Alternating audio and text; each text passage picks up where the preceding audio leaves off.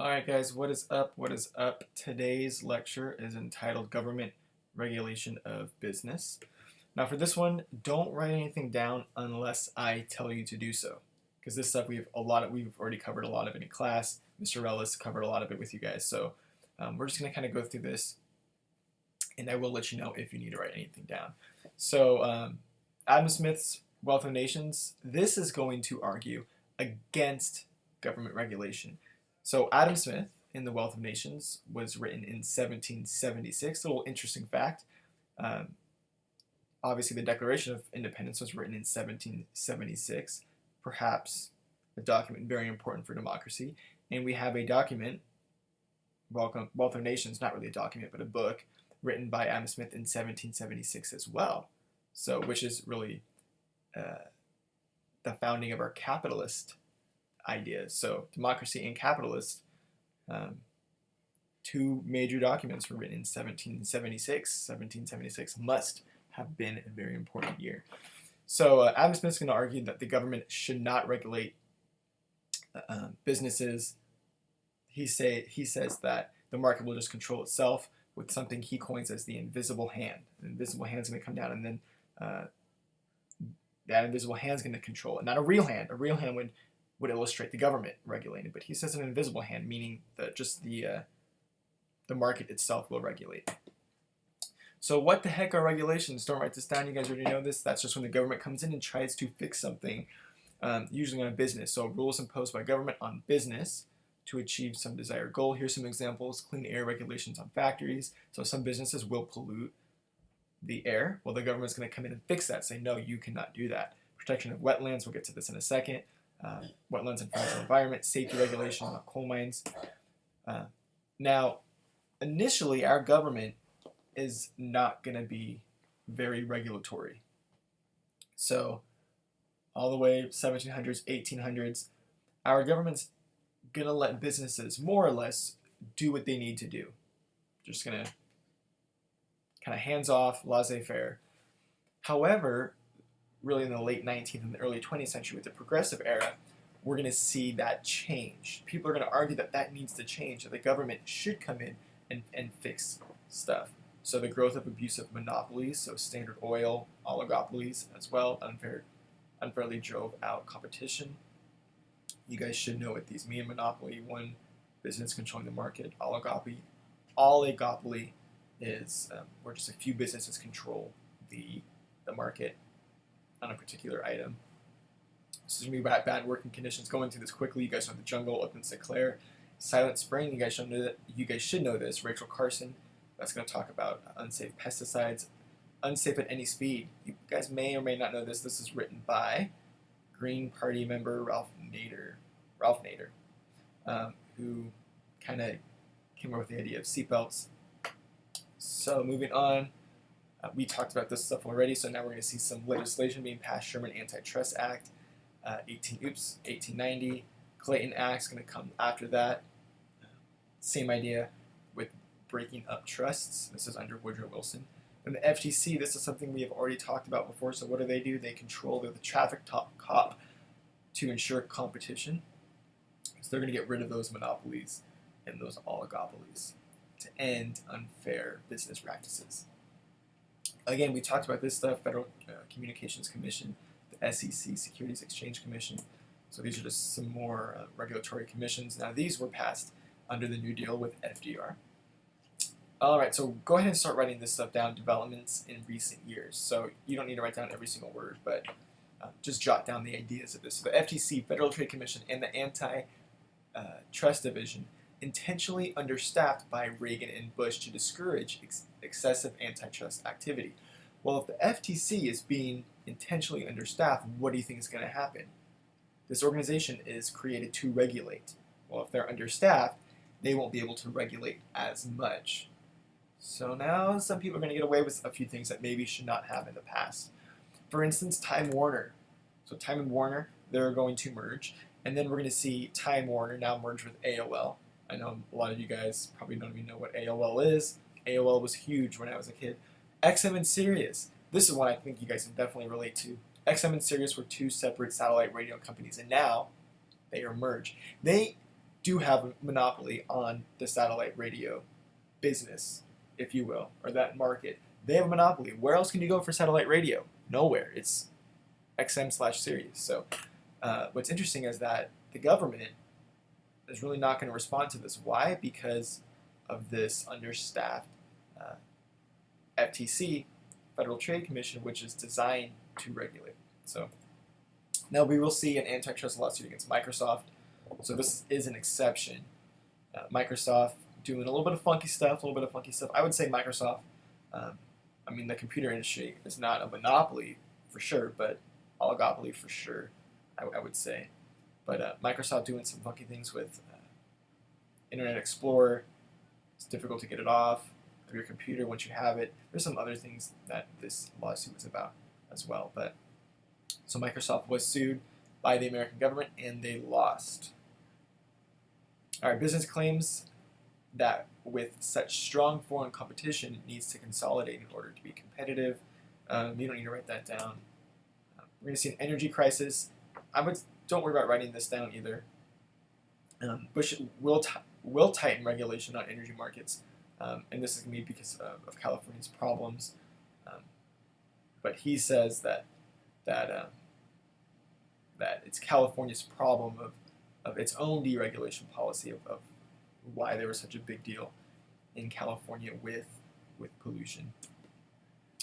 But you don't need to write that down. All right, collapse of subprime mortgage market in 2008. Big. Why was this? Well, Bush's critics are going to claim that it's because of him deregulating that market. He's going to get the government out of that market. We'll talk more about deregulation in a second. So people are going to call for re-regulation of banking and finance.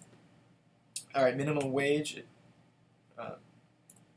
We've already talked about, so don't worry about that. Right now it's $9 an hour. But minimum wage is a way that the government regulates businesses. It tells businesses, you must pay your workers no less than this amount. In California, it's $9.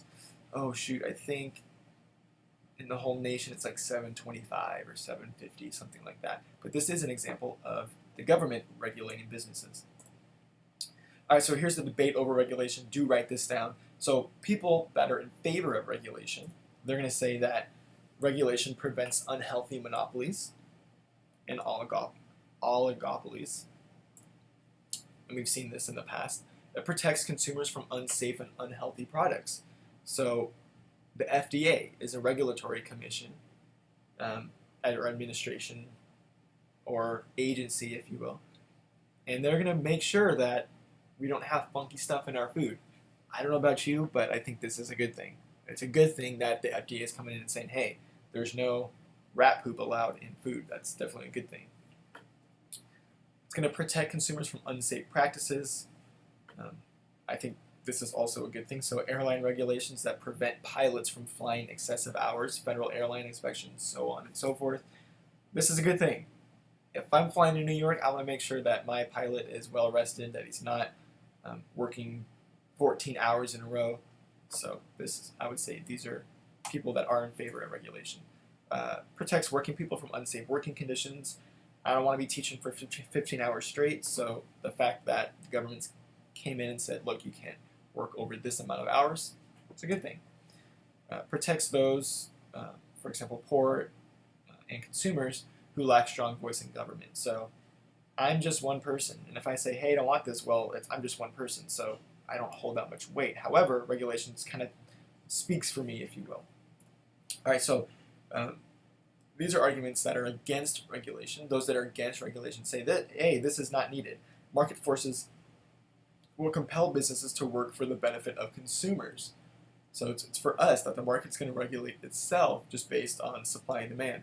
If businesses don't, consumers will simply buy elsewhere. That's Adam Smith right there. That's his argument. Regulation is inefficient. Some people will say businesses have to hire hordes of people to comply with the endless regulations imposed by Washington, D.C. This makes the United States businesses less competitive with the rest of the world, which is not overburdened by such regulations. So are we in the United States regulated a lot? I would say yes. Some of it's good, some of it's bad, but these people that disagree with regulation, they're going to say that, look, the rest of the world doesn't have as much regulations.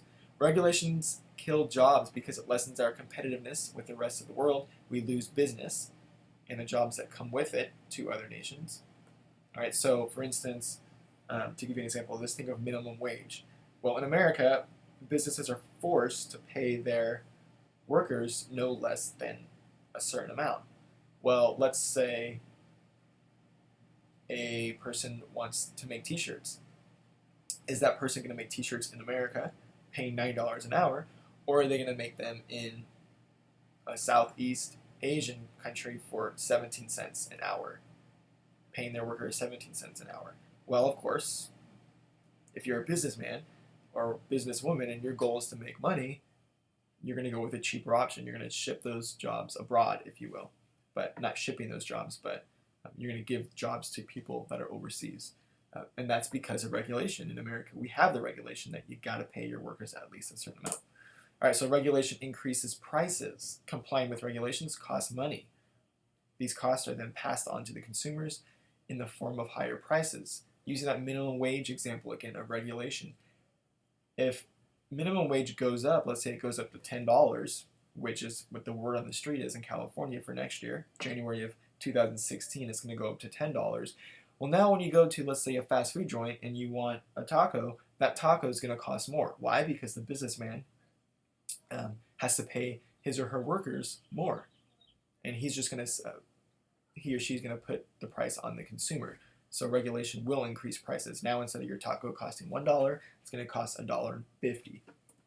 Regulations have become increasingly unreasonable. Farmers are denied the use of their land. You don't need to write this down. You don't need to write down this example. Write this down, but not this example. Farmers are denied the use of their lands because a rodent on the endangered species list lives there. Loggers lose their jobs because the spotted owl nests in forests and would otherwise be open to logging. Property owners are prevented from developing property because it includes some federally protected wetlands. So this is a big deal right now, especially with oil in Alaska. So this is an argument. Definitely made regulations have been increasingly unreasonable, and here's some examples. All right, let's now move to deregulation. So we talked about regulation on businesses. Now let's talk about deregulation. So deregulation is just where the government cuts back on government regulation. Pretty self-explanatory. Deregulation, getting rid of regulation. So here's some areas that have been deregulated over the past few years. Airlines is an example. So before 1978, the airline industry was regulated. I would write this down. Definitely write this down. So the Civil Aeronautics Board controlled rates and fares to protect the industry from excessive competition. As a result, all airlines charge the same rates and fares. Now, this could be a good thing, could be a bad thing. We'll see what happens later on. In 1978, Congress passed legislation that, one, led to the phasing out of the Civil Aeronautics Board, and two, allowed airlines to set whatever rates and fares they wished. Is this a good thing? I don't know. Let's see. All right, so here's the effects of the airline deregulation. Because now airlines are allowed to set whatever rates and fares that they want, there's going to be competition. American Airlines is going to charge less than United, and United is going to want to charge less than American, so on and so forth. They want to make the most money that they can. Well, they know if people are not going to pay high rates for sure. They want the best deal that they can. So we're going to see this lowering of prices, and we'll get into this more when we talk more about economics. But so some effects of deregulation is that some airlines will go bankrupt. They just won't be able to be competitive, and they're going to go out of business. People will lose their jobs. The company folds. But that's, according to Adam Smith, the economy regulating itself. So Pan Am is an example of an airline company that's no longer around anymore because they folded because of competition. They could no longer be competitive. People were not buying their tickets. Some smaller cities lost airline services because of deregulation. If you're an airline company, maybe you don't want to go to that small city in Southern California known as Ontario because their airport's not as big. They won't get as many customers at Ontario than they would LAX or O'Hare, which is in Chicago. But so now Ontario is still around. There were talks of closing Ontario Airport because of a lack of business. However, hopefully it'll stay around because it's right in our backyard.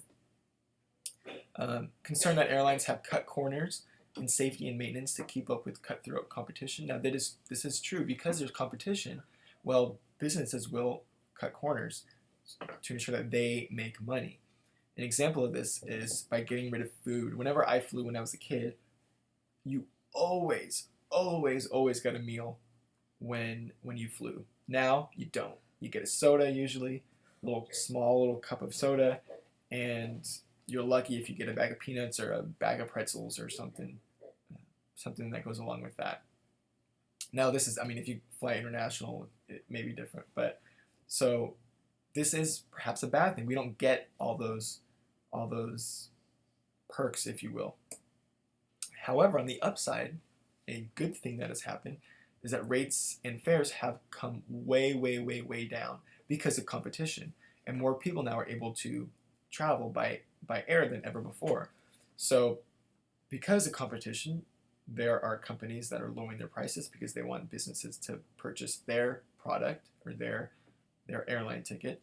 So in 1980, tickets were a little over $600, and this is adjusted for inflation. So this is not $1980, but $600 2011. So it's $600 to fly. Now it's half that, between $350 in most cases as well. So this is a good thing. Competition does drive down prices. All right, so sorry about that. I had to change the slide really quick. So we're going to skip this, and then we're going to go straight into this. All right, so the evaluation of deregulation. So here are some positives of deregulation. Again, deregulation is where the government's going to cut back on regulating certain businesses. So you're going to restore natural market forces and pricing, efficiency, and resources. This is Adam Smith. Adam Smith, just hands off, laissez-faire. You're going to restore this natural market, and the market's going to do what it needs to do. It will encourage competition. More competition equals better prices. C, encourages technical innovation. Without any form of competition, there really is not going to be any technological innovation. To give you an example of this, think of cell phones. If there was just the iPhone as a smartphone and everybody's going to buy the iPhone because that's the only one, well, there's going to be no innovation really, because Apple knows that it doesn't need to be innovational if people are going to buy their product anyways. But because there's other smartphones available, Apple has to make their phone better than the other. And how are they going to make it better than the other? They're going to try to be more innovative than the other. All right, so it's going to prevent government agencies from being captured by the businesses they are supposed to regulate. And lower costs for industry, lower prices for consumers. So again, lower prices, more competition. All right, so negatives. It says see previous notes on government regulation business. We just did those. So this is just kind of the flip side of that. So if you go back to here, let's go back. Oops, no, go back more. So this is the debate over regulation. So this is basically the all these arguments here. Well, if you do not deregulate, or if you do deregulate, these things will happen. So unhealthy monopolies, so on and so forth. We just talked about this. So in addition to that, let's get through this. In addition to that, due to our federal system, states will continue to regulate businesses. This produces even more confusion. So because there's all these other regulatory things going on, because of the nature of our government, which is a federal government, so you have states that have power. You have power to the states and power to the central government. Because that power is shared, it's going to be confusing. So under national regulation, there were generally only one set of regulations. Now with deregulations, companies may have to deal with 50 different set of regulations. An example of this is cars. So if there is a regulation that a car must be, I'm making this up, must have 30 mpgs, miles per gallon for gas. Well, let's say if that's the national average, well, then California comes in and says, well, you know what? Our regulation is 35 mpgs. Well, anybody making a car that wants to sell in California is going to have to comply not only with the national 30 mpgs, but also the California 35 mpgs. Another example, this is minimum wage. Not only do we have that federal minimum wage, but we also have that 50 different state minimum wages as well. So business, for instance, at Walmart, well, if they're paying their workers minimum wage in every single state, that's going to be different per state. So can lead to some confusion with deregulation. But all right, guys, that's it for today. Let me know if you have any questions, and continue to work on that study guide. Continue working on that, and I'll see you guys later.